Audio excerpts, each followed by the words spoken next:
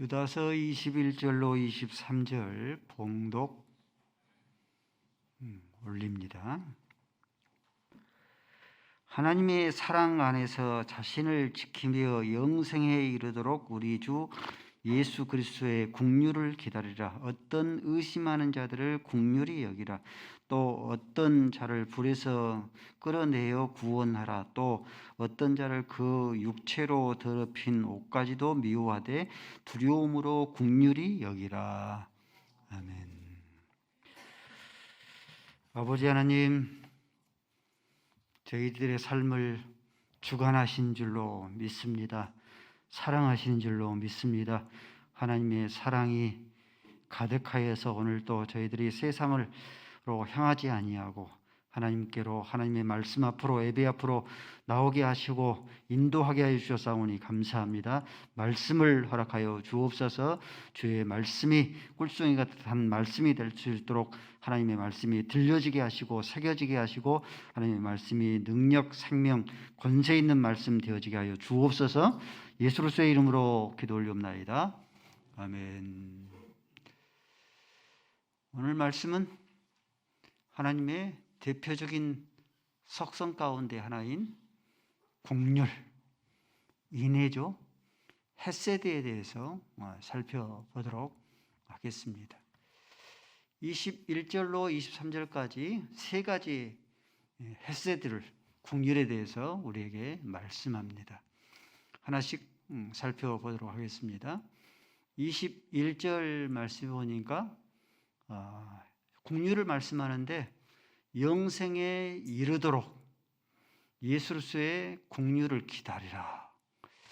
영생과 예수 그리스도의 긍휼을 이렇게 언급했습니다.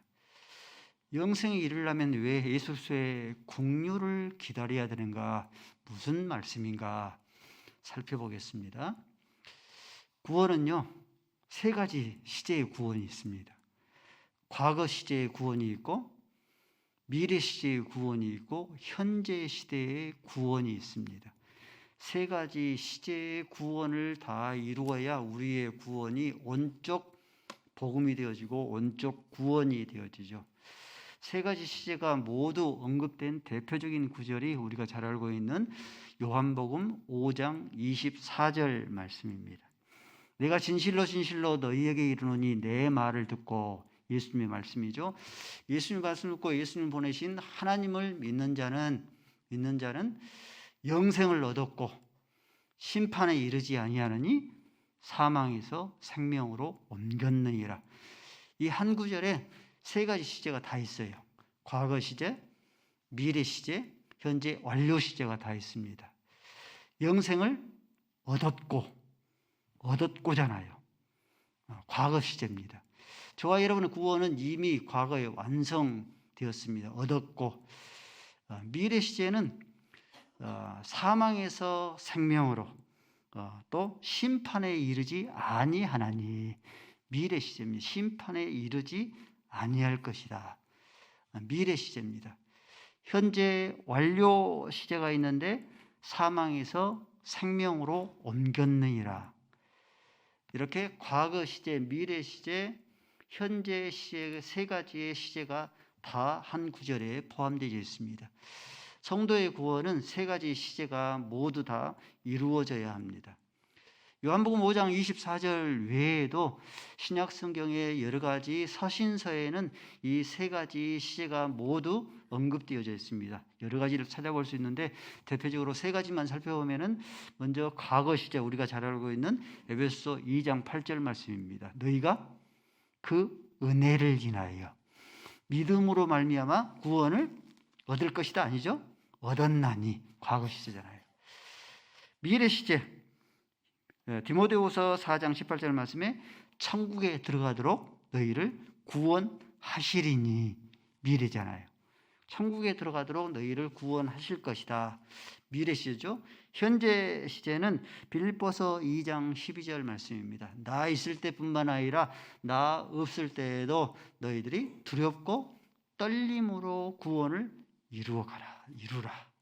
이렇게 말씀합니다.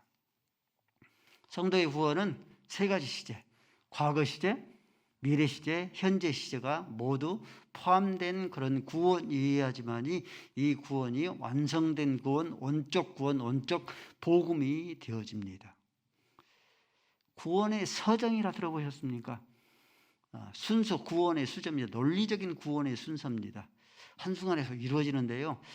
구원의 서정이 소중, 회신, 의수, 성화, 견인, 영화. 한번 볼까요? 지금 안 보내줬나요? 예, 보내줬다고 하면서 제가 안 보낸 것 같습니다. 구원의 서정인데요. 명수가 아니고 의수가 소중하다고 회신이 왔다. 소중, 회신, 의수, 성화, 견인, 영화의 단계입니다. 소는 소명입니다. 우리를 부르심입니다. 구원의 서정, 소명은 부르심입니다. 우리를 불렀다 하는 부르심이죠. 중생은 거듭남입니다. 중생, 거듭남. 회심은 우리가 주를 회개하고 주 앞에 돌아오는 것이죠. 회심이죠. 신앙, 주를 이제 믿는 거죠. 믿음. 그 다음에 칭의, 의수, 의롭다고 칭해 주는 겁니다. 칭의. 그 다음에 의순대 수양, 양자 삼으심입니다. 우리를 하나님의 양자 삼았다. 그리고 나서 성화의 단계를 거치고 하나님의 견인, 우리를 붙잡아 주심의 단계를 거치고 마지막의 단계가 영화의 단계입니다. 이런 단계가 소중, 회신, 의수까지가 한순간에 일어납니다. 논리적인 단계예요. 소명부터 양자까지가 한순간에 한꺼번에 일어납니다. 소중, 회신, 의수까지가 한꺼번에 일어나시죠. 그 다음에 현재 진행되는 것이 성화의 단계, 견인의 단계죠. 끊임없이 성화하는 거죠. 하나님께서 우리를 붙잡아 주신 것, 견인의 단계입니다. 그리고 마지막에 미래의 단계가 바로 영화의 단계입니다. 소중, 회신, 의수까지가 여러분이 과거의 단계라고 하면 현재의 단계는 성화와 견인의 단계입니다. 그리고 미래 시제의 단계는 영화의 단계입니다.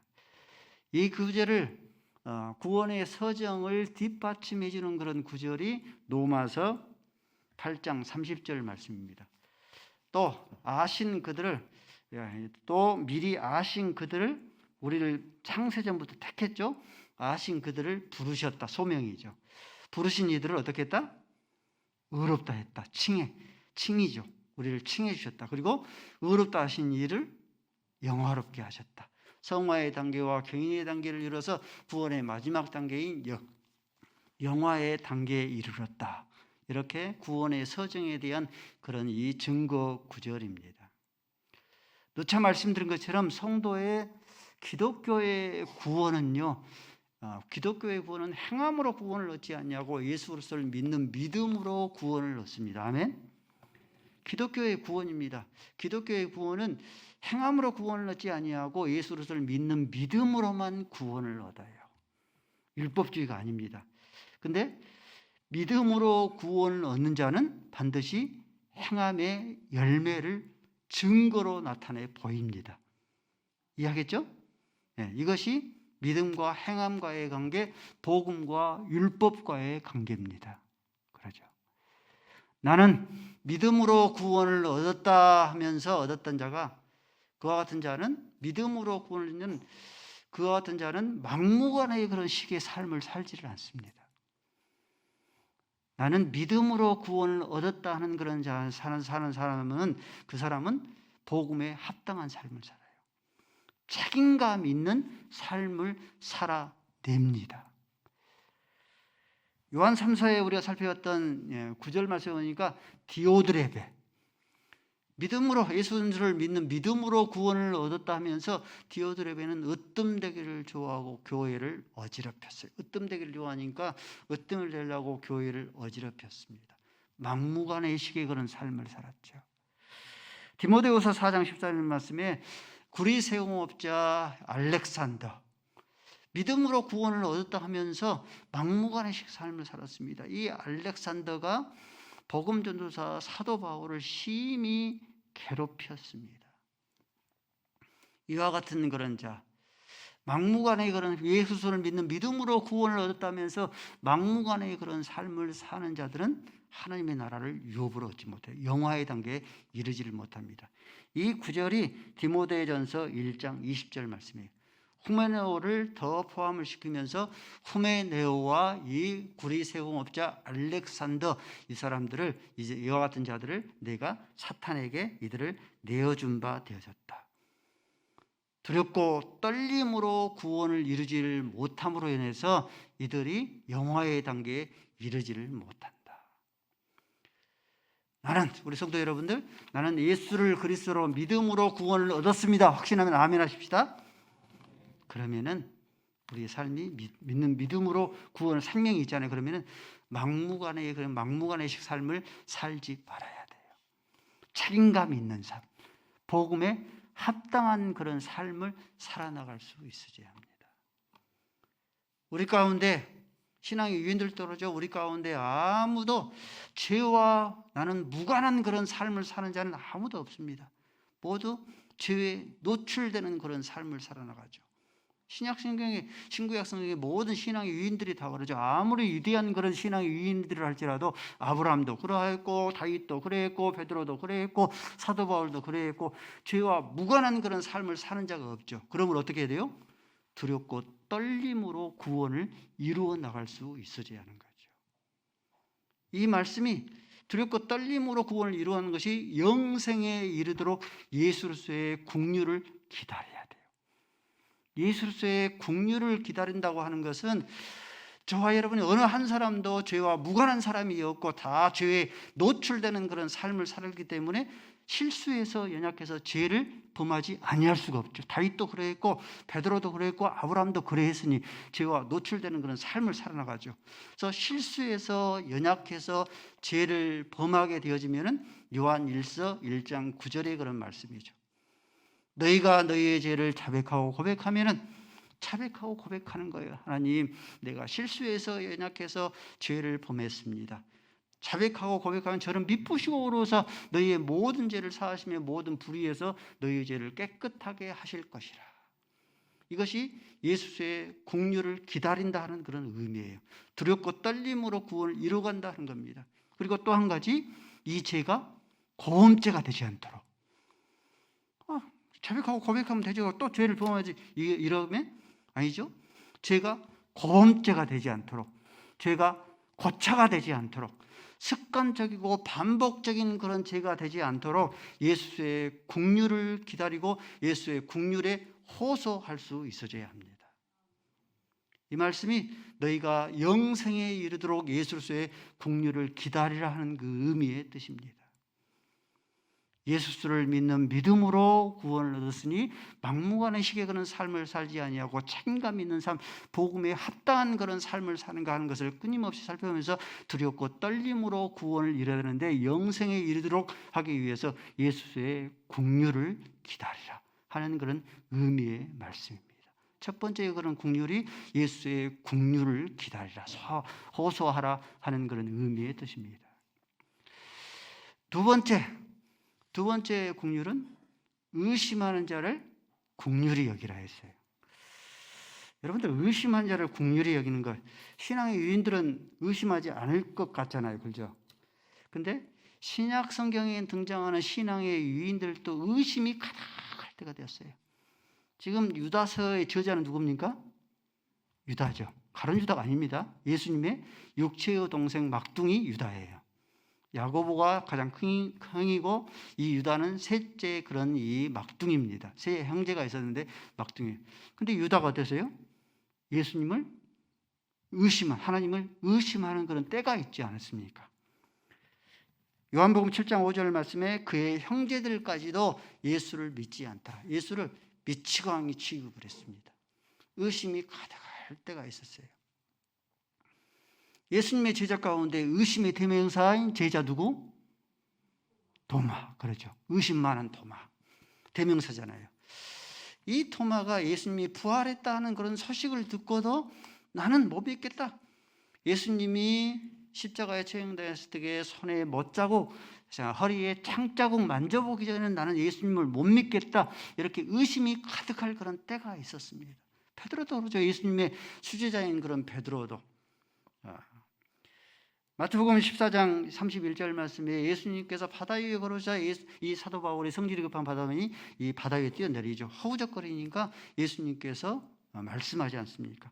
믿음이 적은 자야, 믿음이 적었죠? 믿음이 적은 자야 어찌하여 의심하였느냐? 의심이 가득한 때가 있었죠. 예수님의 대부분의 그런 제자들이 의심이 가득한 그런 때가 있었어요. 누가복음 24장 19절 말씀에 예수님께서 바다 위에 걸어오신 것을 보고 유령인가요 두려워 떨었죠. 그럴 때 예수님께서 너희들이 어찌하여 의심하였느냐 일컬음을 얻었죠. 세례 요한 어떨 것 같아요? 의심 안 했을 것 같습니까? 세례 요한조차도 의심이 가득할 때가 있어요. 보라 세상 죄를 지고 가는 하나님이 어린 영이로다 그렇게 외치고 고백을 했으면서도 예수가 바로 하나님의 아들이고 구세주일까 의심하는 그런 때가 있었어요. 이 세례 요한이 감옥에 갇힐 때 제자들을 예수님께 보내서 우리가 마태복음 11장 3절 말씀에 당신이 메시아이십니까? 우리가 또 다른 메시아를 기다릴까요? 의심하는 그런 때가 있었죠. 이렇게 의심이 가득한 그런 때가 있었을 때에 이런 때에 예수께서 이들을 질책하지 아니하고 긍휼히 여겨주셨어요. 그러므로 긍휼히 여겨주심으로 오래 참고 기다려 주심으로 인해서 하나님의 나라의 건설에 멋진 일꾼들이 다 되었습니다. 본문의 유다도 그래요. 본문의 저자인 유다도 예수님을 미치광이 취급했는데 예수님이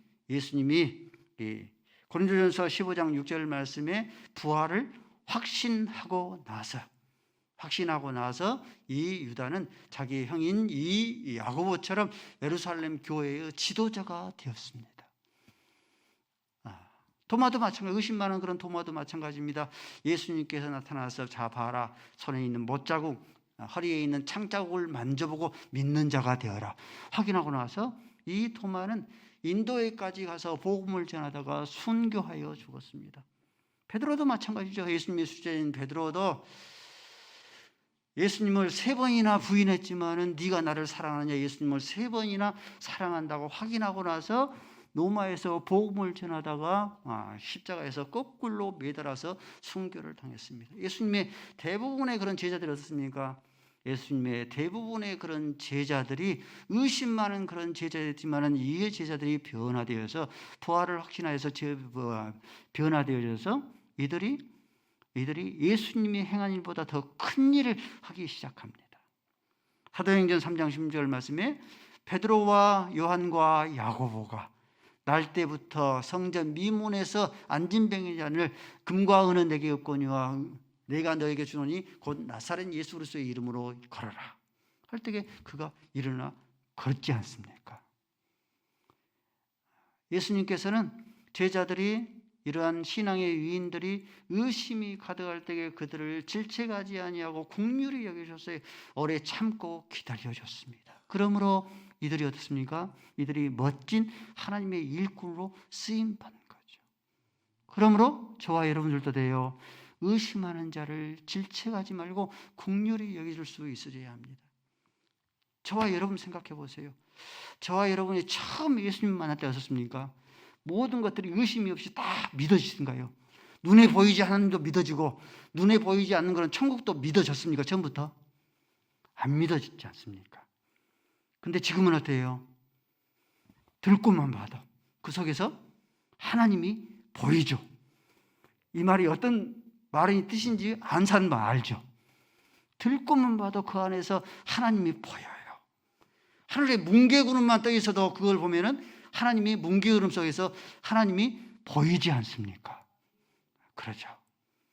역사 속에서 끊임없이 역사하고 섭리하고 계시는 그 역사 속에서 살아 생동하여 움직이는 하나님이 보이죠.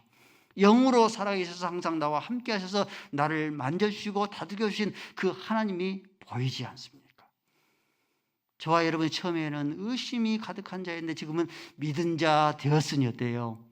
이제 새내기 성도 첫 발을 내딛는 우리 성도들 눈에 보이지 않는 하나님, 눈에 보이지 않는 그런 천국 믿기가 쉽지 않아요. 할 때에 우리가 질책하지 말고 긍휼히 여겨줄 수 있어요. 오래 기다리고 참아줄 수 있어줘야 합니다. 성경 공부를 행하면서 부활에 대해서 이렇게 하면서 언제부터 이런 부활을 믿기 시작했습니까? 물었더니 목사님, 처음에는 솔직하니 눈에 보이지 않는 천국 하나님을 믿지를 못했습니다. 목사님의 설교가 궤본을 이루는 것 같았고 예수님에 대한 그런 존재가 미치광이로 그렇게 여겨졌습니다. 눈에 보이지 않는 그런 천국, 눈에 보이는 하나님을 믿기가 쉽지 않은데 지금은 예배에 참석해서 하나님의 말씀을 듣고 성경을 읽고 끊임없이 하나님의 말씀을 배우다 보니까 지금은 나도 모르게 하나님이 살아계신 것을, 천국이 있는 것을 믿어줘요. 할렐루야. 그 능력입니다. 그러므로 기다려주고, 그러므로 참아주고, 긍휼히 여겨줄 수, 질책하지 말고 긍휼히 여겨줄 수 있어야 합니다. 우리의 자녀들이 앞길을 잘 헤쳐나갈 것인가? 불안해하고 의심이 여러분들 마음 가운데 가득합니까? 물질적인 경제적인 그런 빈곤 언제나 끝날 것인가? 불안해하고 의심이 들지 않습니까? 머리끝에서 발끝까지 온갖 질병들, 질고들, 이거 언제부터 내가 언제까지나 이런 것을 우리가 끝낼 것인가 하는 것을 의심하고 여러분들 그렇게 우리 마음 가운데 고민이 되십니까? 의심한다고 하나님께서 여러분을 질책하지 않습니다. 여러분을 향해서 여전히 긍휼히 여겨주신 줄로 믿습니다. 그러므로 히브리서 13장 5절 말씀에 주께서 말씀하시되 과연 내가 너희를 버리지 아니하시리라, 과연 내가 너희를 떠나지 아니하시리라 말씀했기 때문에 의심하는 그런 자에서 믿는 자가 될 수 있어지기를 바랍니다. 세 번째 긍휼입니다. 세 번째 긍휼은 악한 자들이 있잖아요. 악한 자들을 성도가 어떤 자세로 대할 것인가, 두 가지 사실입니다. 미워하라, 악한 자를 더러운 옷을 미워하라, 미워한다는 것은 긍휼히 여긴다는 뜻입니다. 또 한 가지는 불에서 건져내라, 구원하라, 두 가지입니다. 악한 자들이 입는 더러운 옷이 있어요. 세 가지 더러운 옷, 많은 옷이 있는데 세 가지 악한 자들이 입는 더러운 옷이 있는데 세 가지 옷이 교만의 옷, 사치의 옷, 누더기의 옷이, 세 가지 옷이 있습니다. 세 가지 옷을 입고 이렇게 서칠 때에 성도는 이들을 부러워할 것인가? 사치, 그죠? 잘난 체 하는 것, 잘났으니까 잘난 체 하겠죠. 누더기 옷을 입고 설치면은 이들을 우리가 불쌍히 여길 것인가, 부러워할 것인가? 여러분들 하만이 있습니까? 하만이 페르시아 제국의 권력의 제2인자였습니다. 그러므로 이 하만이 악한 자의 더러운 옷은 이 교만의 옷을 입고 수상궁을 설치고 다녔습니다. 에스더서 13장 2절 말씀에 3장 2절 말씀에 보니까 왕이 모든 신하들이 하만에게 꿇어 엎드렸다, 절하였다. 부러운 마음도 있었겠죠. 부러운 거죠. 근데 모르드게는 이 하만을 부러워하지 않고 미워했어요. 미워한다는 뜻에는 이 긍휼히 여긴다, 불쌍히 여긴다는 의미도 들어져 있는 거죠. 하만은, 이 모르드게는 하만에게 절하지 않는 거죠. 절하지 않았던 것은 이 하만을 오히려 불쌍히 여긴 겁니다. 불쌍히 여긴 그 이유가 무엇인가? 에스더서 7장 10절 말씀에 보니까 이 하만이 결국은 모르드게를 죽이기 위해서 장대를 준비했는데 그 장대 위에서 마지막 처형을 당해서 죽었기 때문에 부러워하지 않는 거죠. 우리 주변에 잘난 체 하는 사람이 있지 않습니까? 가진 것이 많다, 아는 것이 많다, 보석들이 많다. 그래서 이게 교만한 자가 있지 않습니까? 그러면은 그 교만의 옷을 입고 설치는 자가 보면은 여러분들 나도 좀 잘난 체 좀 했으면 좋겠다 하는 그런 부러운 마음이 듭니까? 불쌍히 여겨야 됩니다. 그래요. 교만은 패망의 선봉이요 넘어짐의 앞잡이라 했으니 반드시 패망을 당할 것인데 하면서 부러워하지 아니하고 불쌍히 여길 줄 알아야 돼요. 성도의 시각입니다. 교만은 패망의 선봉이요 넘어짐의 앞잡인데 지금 교만하다고 교만에 그런 옷을 입고 설치는데 반드시 패망할 것인데 어쩌면 좋아하고 불쌍히 여길 줄 알아야 됩니다.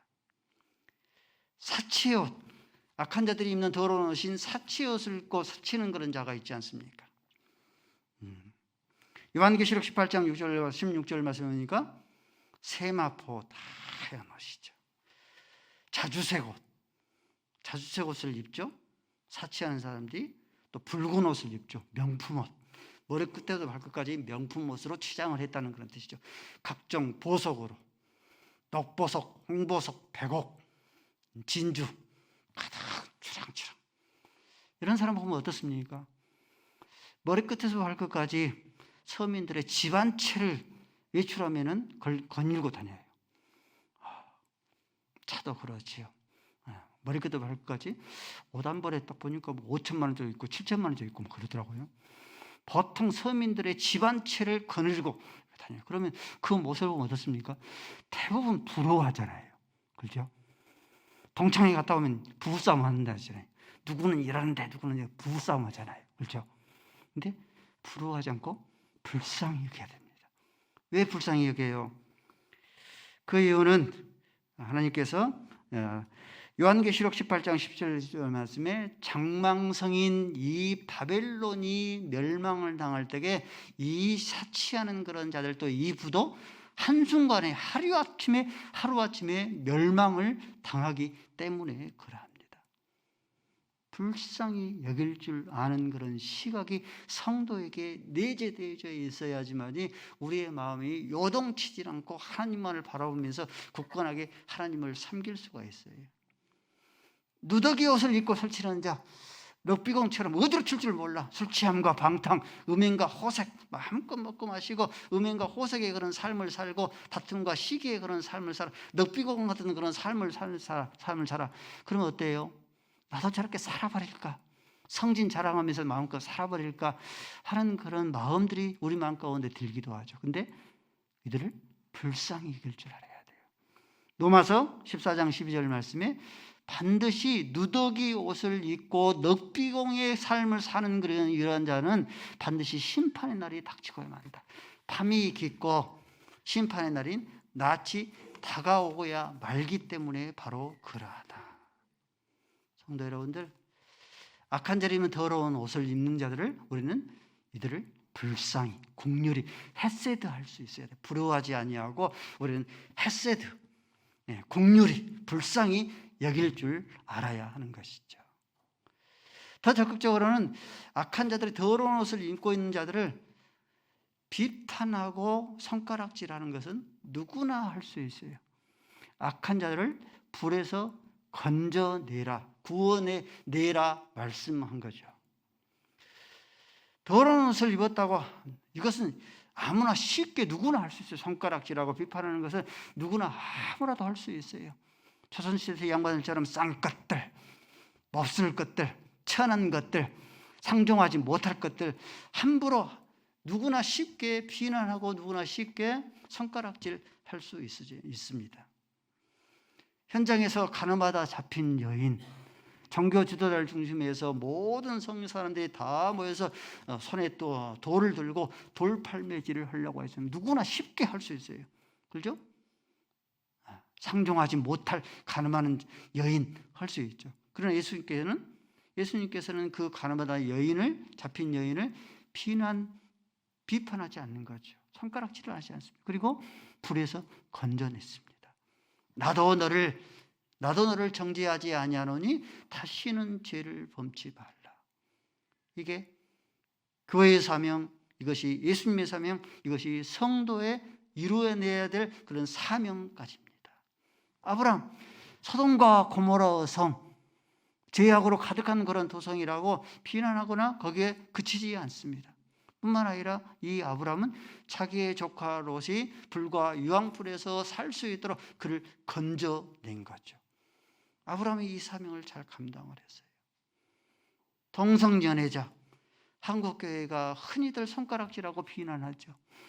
동성연애로 에이즈 환자들 몹쓸 쌍것들, 천한 것들 하고 그렇게 비난하지 않습니까? 비난, 요새 우리가 여기서 그치지 아니하고 이 동성연애로 에이즈 환자들을 한국교회에서 케어까지 해줄 수 있어져야 합니다. 샘물 호스피스 선교회라 있습니다. 회장이 서울대 명예교수인 손봉호 박사가 명예회장으로 있습니다. 경기도 용인에 본부가 거처가 있는데 여기에서 이 동성애로 에이즈 환자들을 무료로 치료해주고 있습니다. 지금까지 여기에 거쳐간 수료자만 14,130명입니다. 누구나 비난할 수 있어요. 비난하는 것은 쉽습니다. 그러나 불에서 악한 자를 불에서 건져내기까지 할 수 있는 것, 이것이 교회의 사명이고 성도의 쉽지 않지만은, 그렇죠? 쉽지 않지만은 이들을 케어까지 할 수 있는 것, 이것이 교회의 사명이어야 합니다. 사도 바울이요, 한때는 더러운 옷을 입고 설치는 때가 있었습니다. 더러운 옷을 입고 설쳤어요. 스데반이 죽을 때에 가편투표를 던지고 스데반을 죽을 때에 앞잡이 노릇을 했습니다.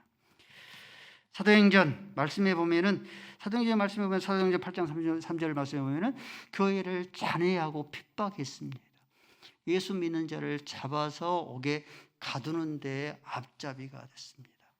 이러할 때에 하나님께서 사도 바울 잘된 잎은 떡잎부터 알아본다는데 떡잎이 노랗다 해서 그를 내치지 않은 거예요. 국민이신 거예요. 기다려주고 참아줬습니다. 그러므로 예수로서의 그 하나님의 국률이 유대한 복음 전도사 사도 바울을 탄생시켜낸 겁니다. 부끄럽지만 김영수 목사가 더러운 옷을 입고 설칠 때가 있었습니다. 20대 초반이었으니까. 무지하면, 돌이켜보니까 무지하면 용감했더라고요. 얼마나 용감했는지 모릅니다. 거치게 살려고 무던히도 많이 예를 썼습니다. 좀 이상하죠, 듣기가? 용감하게 살려고 노력하는 그런 때가 있었어요. 술에 잔뜩 취해서 그때는 성정역에서 완행열차, 용산행 완행열차, 11시 15분 기차를 타면은 용산역에 8시 반 떨어지는 완행열차가 있었습니다. 술에 잔뜩 취해서 승객들을 위협하고, 철로 된 그 선반이 기차에다 있었죠. 지금은 없지만은 그 위에서 올라가서 잠을 자고, 있을 데가 없으니까 잠을 자고, 복음을, 사람들이 웅성웅성 모여서 뭔가를 막 하고 있어서 가서 봤더니 복음 전도자가 복음을 전하고 있어요. 제가 해방을 했습니다. 들은 것이 있잖아요. 그래도 들은 것이 있으니까 선악과가 어쩌고 자유의지가 어쩌고 복음을 전하지 못하게 한 거예요. 성정역에서 다투고 있으면은 어깨 형님들이 한순간에 후루룩 왔어요. 여러분들 영화에서만 봤죠. 어깨 형님들, 앞에는 불상, 뒤에는 호랑이 문신, 하트에 화살표가 샥 쥐어져서 온 몸이 문신이 없는 곳이 없습니다. 그 어깨 형님들이 와서 대신 싸우셨어요. 저의 이러한 모습들을 보고 잘될 집은 떡잎부터 알아본다 하는데 너는 떡잎이 노랗다. 그렇게 보면은 하나님께서 김명수 목사를 내치지 않은 거예요. 지금 김명수 목사가 있게 한 그런 하나님의 오래 참고 기다려주신 하나님의 국률입니다. 성도 여러분들, 하나님의 대표적인 속성이 뭐예요? 하나님의 대표적인 속성 가운데 하나님은 국률의 하나님, 인애의 하나님, 헤세드의 하나님이십니다. 예레미야가 3장 22절 말씀에 여호와의 자비와 국률이 무궁하심으로 우리가 진멸되지 아니하나이다. 이것이 아침마다 새로우니, 우리를 향하신 하나님의 인애와 국률이 아침마다 새로우니 주의 성실이 크도소이다. 하나님의 국률이 풍성하신 그런 하나님께서 우리에게 무엇을 그러면 요구하시겠어요? 국률이 풍성하신 하나님이니까 우리를 뭘 요구하겠어요? 헤세드를 요구하셔요. 호세아서 6장 6절 말씀에 하나님께서는 제사를 요구하지 않고 뭘 요구하세요? 하나님께 우리에게 인애를, 국률을, 헤세드를 요구하십니다. 그러므로 호세아 선자가 음란한 그런 여인 고멜을 헤세드 불쌍히 여겼던 것처럼 우리 사랑하는 부부들을 서로 헤세드 그런 부부가 될 수 있기를 바랍니다. 불쌍히 여겨주는 거예요. 남편은 아내를 불쌍히 여기고, 아내도 남편을 불쌍히 여기고, 헤세드의 그런 부부가 될 수 있어야죠. 롯이 시어머니를 불쌍히 여기니까 보아스가 롯을 불쌍히 여긴 것처럼 우리 가정이 헤세드의 가정이 되어주면 그 가정은 행복한 그런 가정이 되어집니다. 잘못이 없어서 행복한 가정이 되는 것이 아니라 불쌍히 헤세드의 그런 가정이 되니까 행복한 가정이 되는 것이죠. 요나단이 실세의 권력 2인자로 있을 때 다윗을 불쌍히 여기니까 다윗이 이제 왕이 되어서 요나단의 아들 무비보셋을 들은 바리 무비보셋을 불쌍히 여긴 것처럼 행복한 교회가 헤세드 교회가 될 수 있기를 바랍니다. 서로 서로 인사할까요? 헤세드 교회를 만들어냅시다. 기도하십시다. 아버지 하나님, 하나님은 국률 인내의 헤세드의 하나님이라 하셨사오니 저희들이 영생에 이르도록 예수의 국률을 간절히 호소하며 기다리게 하시고 의심하는 자를 질책하지 아니하고 의심하는 자들을 저희들이 국률이 여길 줄 알게 하시고 더러운 옷을 입은 자들을 부러워하지 아니하고 그들을 국률하게 여기게 하시고 그들을 불에서 구원하게 하시고 오래 참고 기다릴 수 있는 국률의 헤세드의 행복한 교회 국률의 그런 성도들이 되게 하여 주옵소서. 예수의 이름으로 기도 올리옵나이다.